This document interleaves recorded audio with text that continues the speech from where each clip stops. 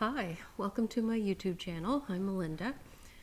Today I wanted to try something different. We're going to paint these floral paintings, and I'm going to do a little voiceover just to show you, explain my process from start to finish. And I like to start with the sketched out image. I'm not working from a photograph. It's very intuitive. I'm just working right from my mind, basically. No plan, nothing in the works. But I did sketch out with a water-soluble crayon 3 different floral images that you can see here.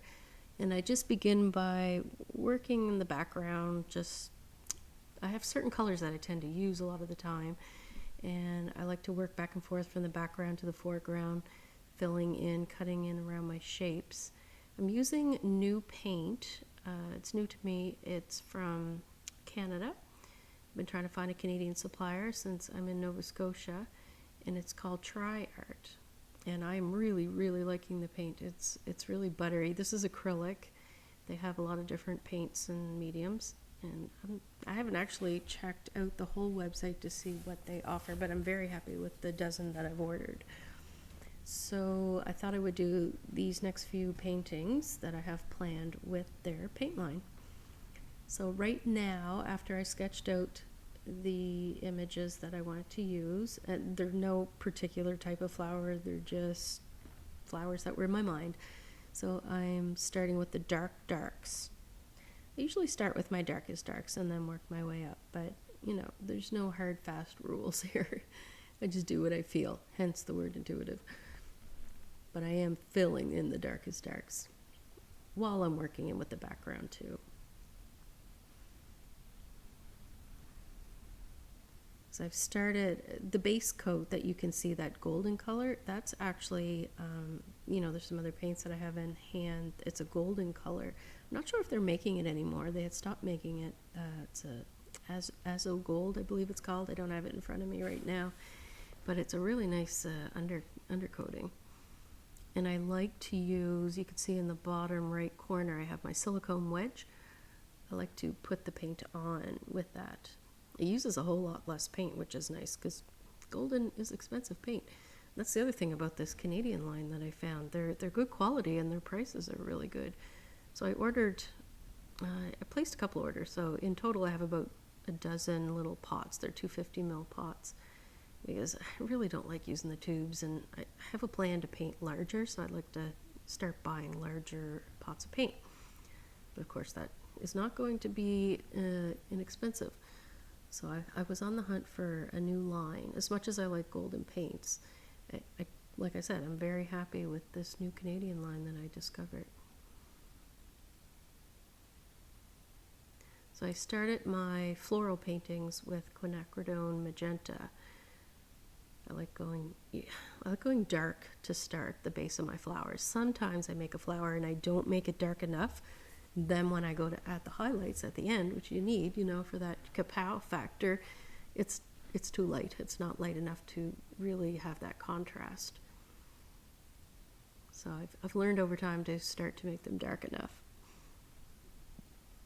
And I like to say quinacridone, now that I know how to pronounce it. There's some interesting paint names. I don't really know if I'm saying them correctly. You can correct me if you hear me saying them wrong. Like phthalo blue, PTH. I'm not sure how you pronounce that, but I do use that color a lot too. So I ordered my favorites. I have sap green, Naples yellow, pyrrole orange, phthalo turquoise. I get a really nice turquoise with that when I add unbleached titanium and titanium white. I'm really liking unbleached titanium lately. I get a lot of interesting colors with it. And I love burnt sienna with some white. You get some nice like salmon-y pinks with it.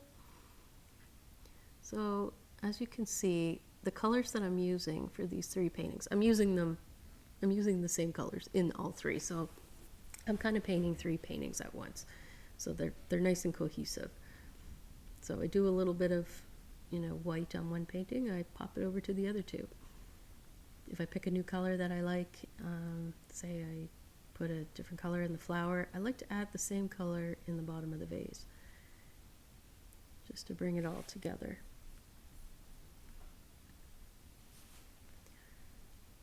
I've got a variety of greens mixed. I try and mix a lot as I go so that if I run out, I don't have to mix it up again. Therefore, I usually have a small water bottle on hand to keep the paints wet. I've used different types of palettes, but in the end, I often end up going to just wax paper. Now this is some dark, I believe it was phthalo turquoise with a little, no, or was it? I can't remember. With a little bit of sap green, magenta. I usually get a form of, like, I don't use black often, but I'll make like a really dark color with a red, a green, and a blue.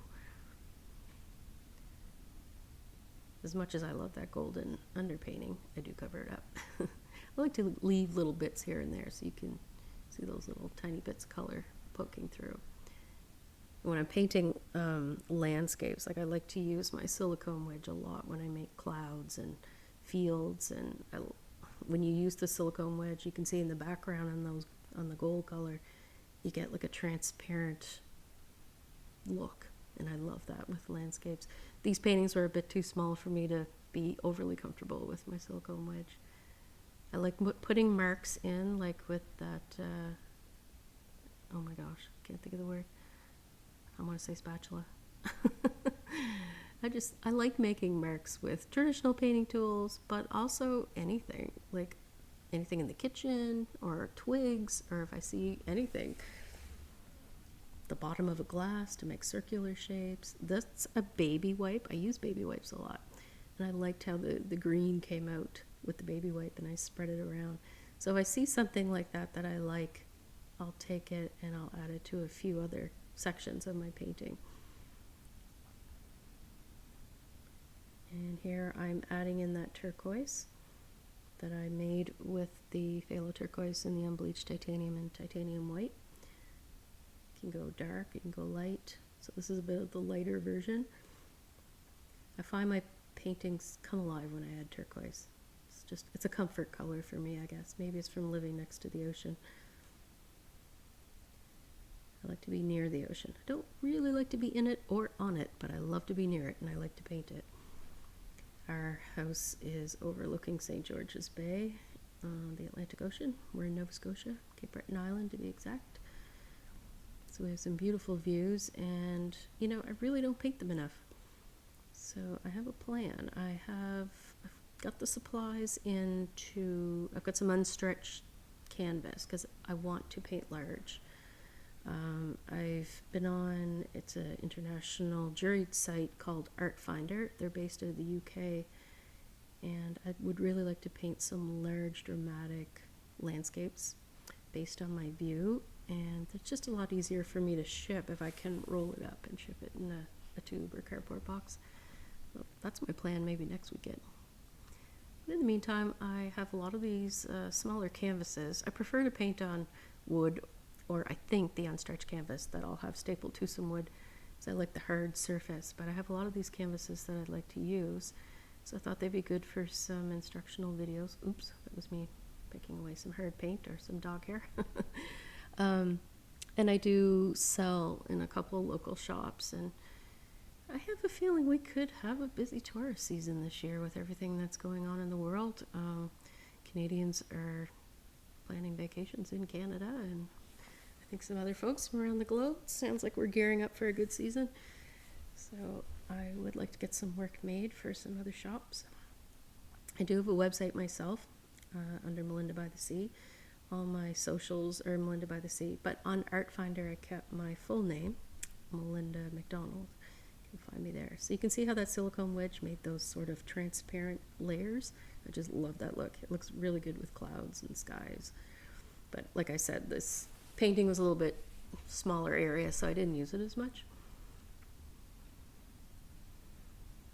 So here I'm just adding in some blues.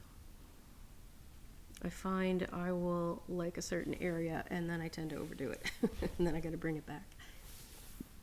So it's a lot of adding and subtracting, layering up, layering back, pulling it back, adding it in, just whatever I feel. And I step back a lot and I try and look at what needs some extra visual weight, what needs an extra pop of color. Although when I'm filming this way, I have the camera up above and I'm filming below, so it's a different viewpoint, I find. But as I learn to edit videos and film in different ways, I'll try and see if I can film some of those larger paintings from the side and maybe have a couple of camera angles. I like the editing process. I like putting the videos together. Don't really like being on video, but I'll probably show my face one of these times soon. I'll wait till I'm not sick. I've been homesick for a few days. Feeling pretty good right now, though. So I was testing out my energy this morning by seeing if I could paint a bit. I've been kind of tired afterwards, I have to admit, but I managed to get a few paintings out. These 3 will be going to our local flower shop.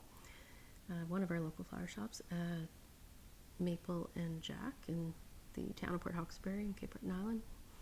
It's a beautiful shop. Not much of a gardener. I like to paint florals, but not so good at keeping them alive. This way I can keep them alive in paint. And when these are done, what I like to do, if I think I'm going to use them, and I usually do, use them for future reproductions or for art licensing, because I do work with an agency in the States. You can find some of my work in Home Goods right now.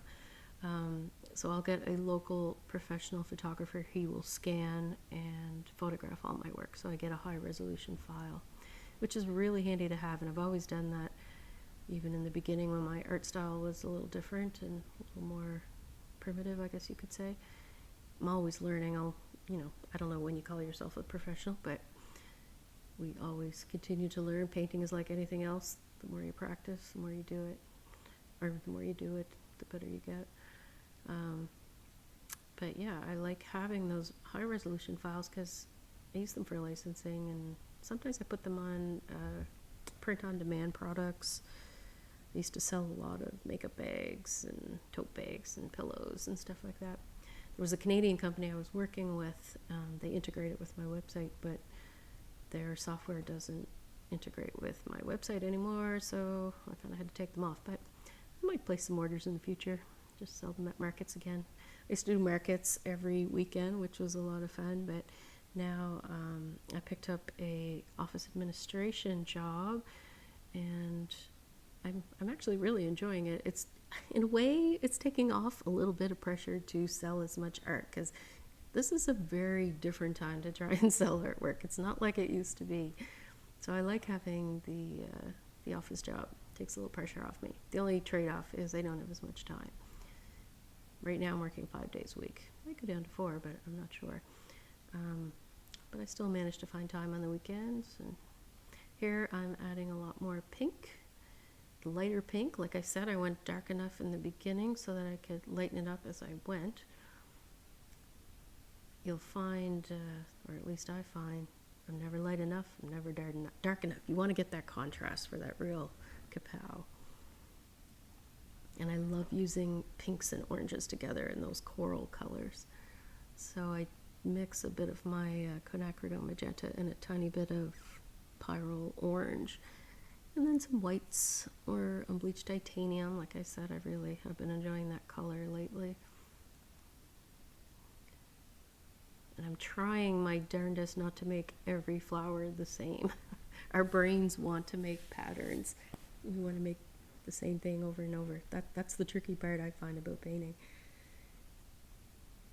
And it was actually the tricky part about when I used to do those paint night type classes, and I'd be instructing people and everybody was making patterns.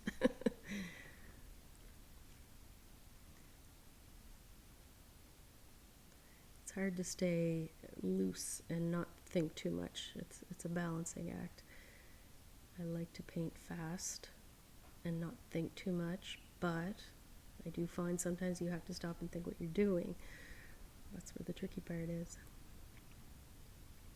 So it's starting to come together now with some bigger, bolder strokes, some lighter colors there.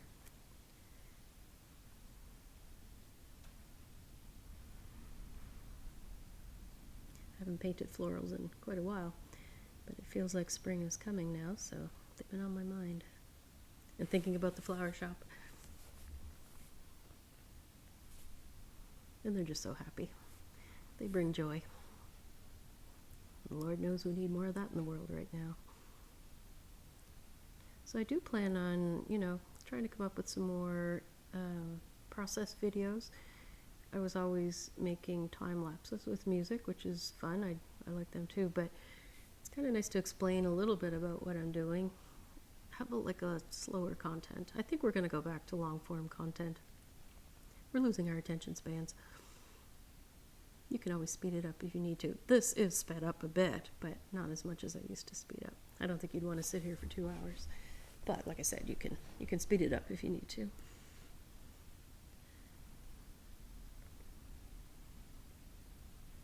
Yeah, my next video will probably be a landscape. And I'm hoping next weekend that I'll be set up to paint larger. I've got the canvas, got the paints. I'm just trying to figure out how to set it up.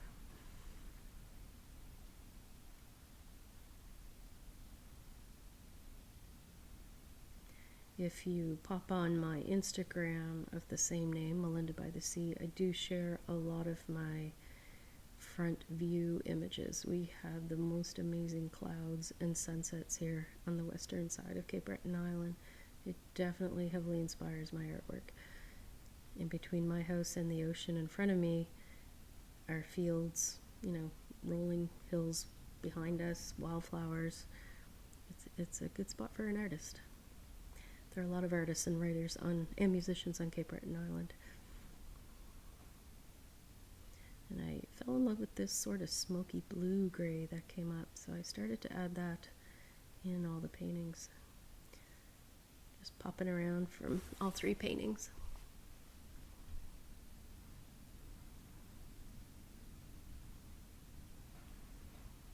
My poor brushes are in terrible shape. My water's always dirty. My brushes are in rough shape. The tops are missing off my paint tubes. That's why I switched to pots. I thought it'd be easier to keep them. And where I want to paint larger, I want larger tubs of paint. Probably paint large for a while and then go to like 2-inch minis. I think as artists we like to mix it up a bit. You can't stay doing the same thing over and over and over again. That gets too boring. You don't get to grow that way. I mean, sometimes I wish I could be one of those artists, but I think in general we like to explore, push the limits. It's probably the only area in my life that I am adventurous. You'll never see me out on big adventures. I love to travel, I love to see the world, but I won't be climbing the Himalayas or parachuting or anything like that. But you will see me taking, big bold brush strokes. That's where I'm brave. Creativity takes courage. I believe that's the saying. Was it Henry Matisse? There, adding some bold brush marks there. I like to see the brush marks. I like a painterly way of painting. And it's to decide what ones to keep, what ones to cover.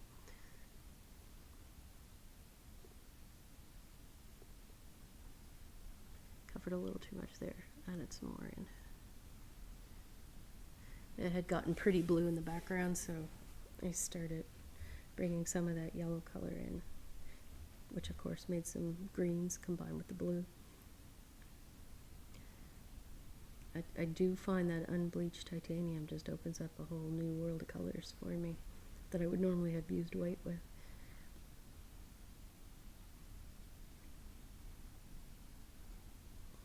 Kind of a sage green that I came up with there.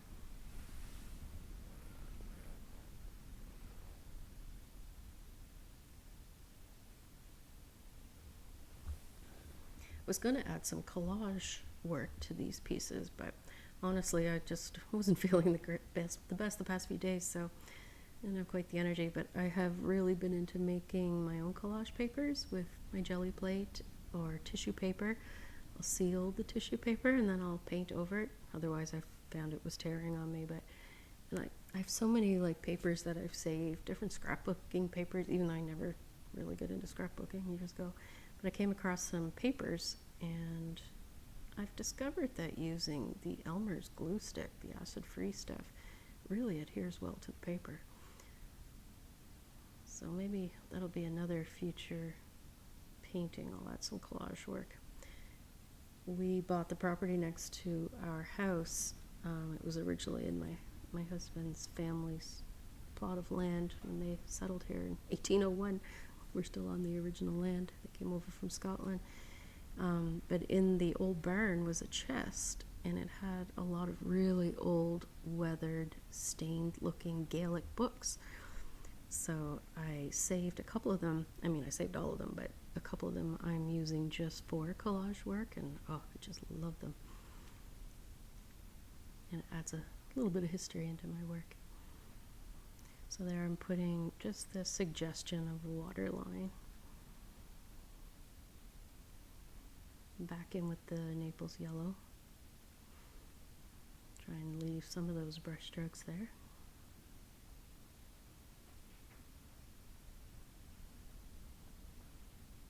I'm looking at that brush and I'm thinking the poor thing is in terrible shape. I use a collection of professional brushes, but I'll also use hardware store brushes. That green brush is from Michael's.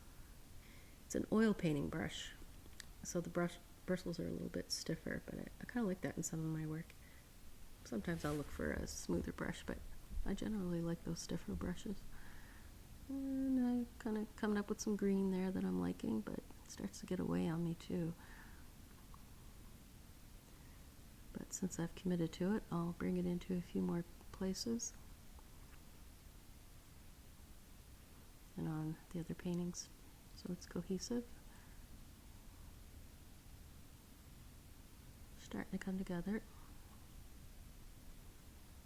And that was that same turquoise mixture, but with a little heavier on the turquoise. And I really liked the pop of darker turquoise, so I added it a couple more places in each of the 3 paintings. Just a little pop.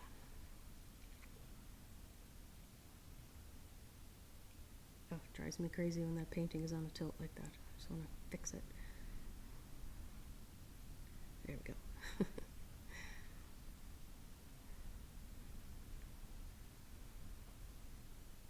That's the Pyrrole orange with a little bit of burnt sienna mixed in with it. I use a lot of turquoise, so I often will have little tiny bits of orange. Sometimes you can barely see it. It's just a little dot here and there, but with them being complementary colors, it just adds a nice contrast. Sometimes you're not even aware of it, but it's there. Like that little mark I just put in the vase.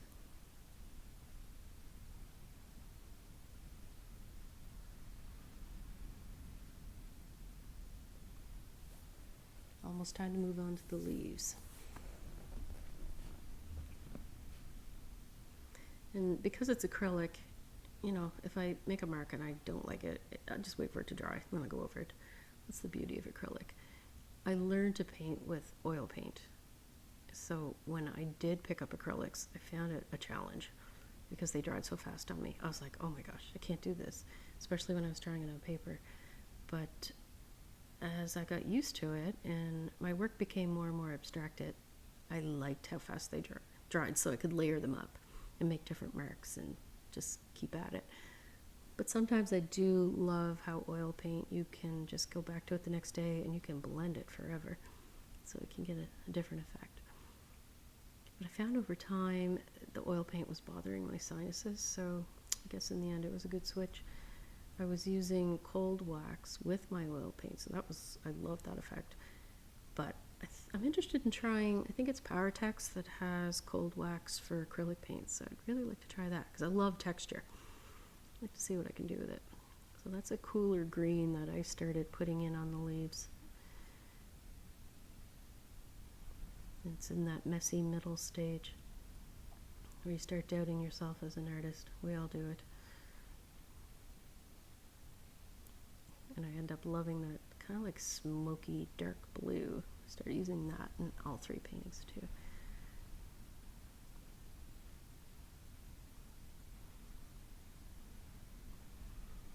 Sometimes I end up making these colors by accident and I can't remember how I did it.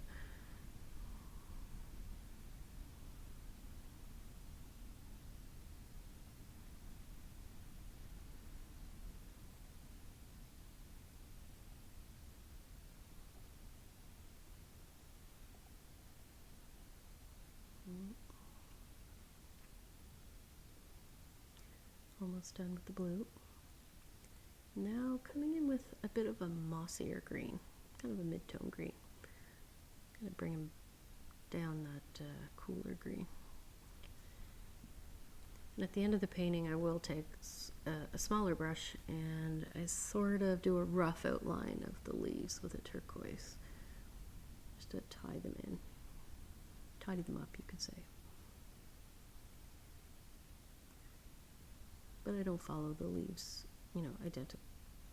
I don't outline them. And I try and make all the different brush strokes different. Like on the leaves, I'm not doing the exact same brush mark each time. Some of the strokes are longer, some of them are shorter. I use the edge of the brush, I use it flat. Just try and mix it up again, make it visually a little bit more interesting. It's very easy to get carried away, especially when you get a color that you've discovered you love and you just want to use it everywhere.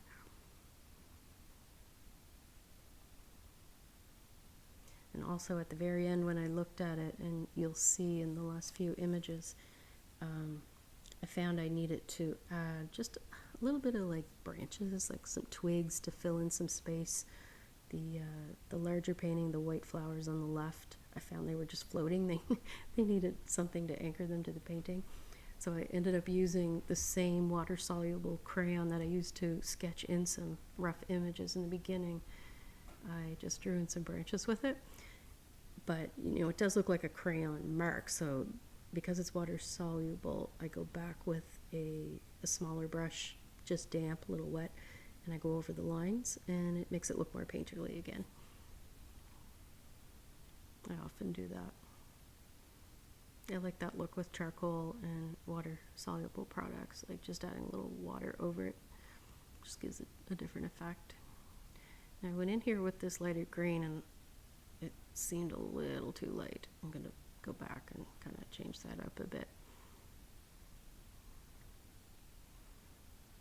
Get some brush marks up there. Changing the color a little.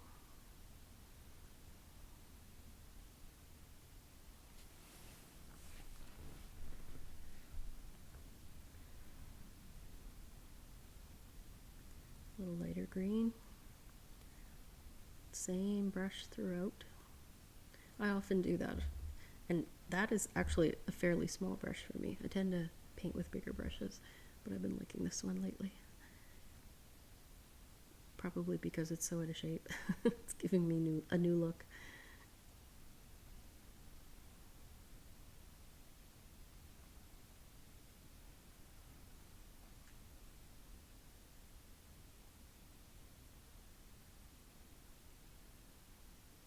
Starting to fine-tune now.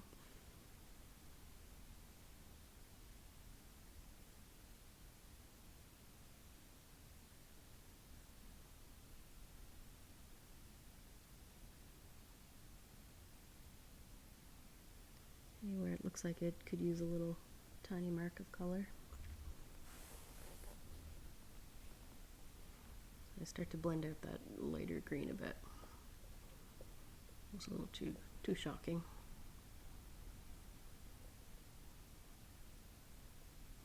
Now I painted these 3 paintings all in one go. Sometimes I'm not sure where it's going, I'll take a break and I'll go back the next day, or you'll often hear artists say, and it does work well, if you take a picture of it with your, say, your iPhone and then look at it, it's almost like you're looking at it differently. You can pick up things you wouldn't normally see.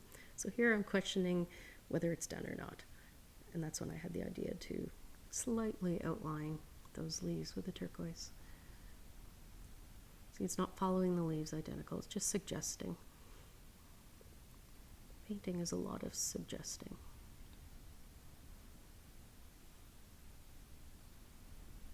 That was a little bit of a strong mark, but I left it.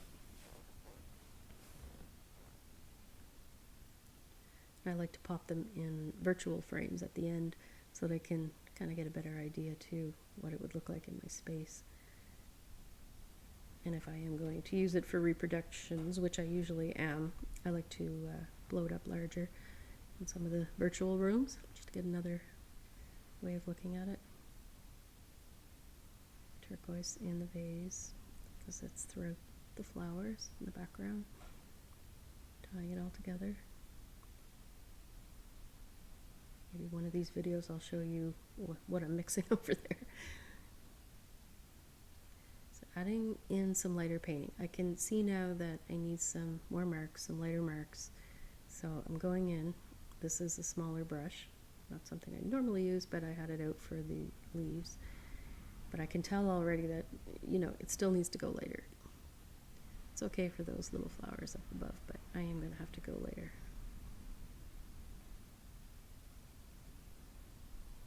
And I will.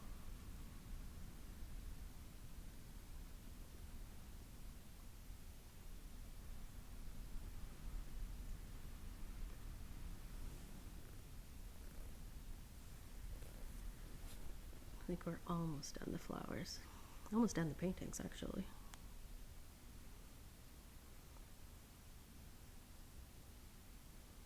The table that I use to paint on is so full of paint, it's almost hard to see the painting. I'll have to get a white sheet. And here I'm going to go in with the lighter, very light pink, just to make some kapow marks. You can already see where that really made it look a lot more painterly.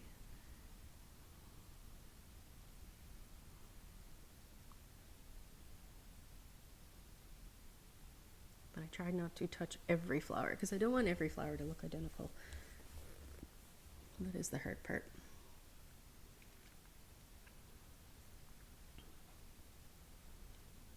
And adding those highlights in the vase too.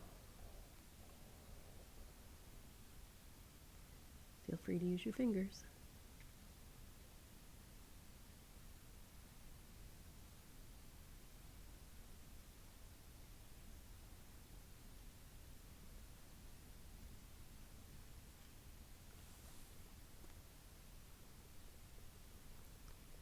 Going back in with my suggested waterline.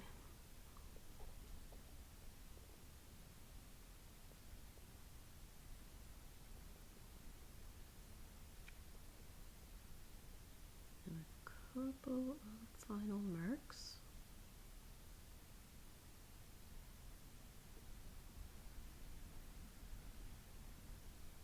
It's always hard to know when a painting is done.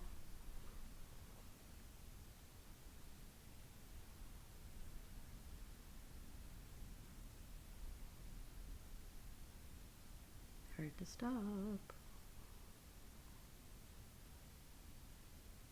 There we go. And there's the virtual frames.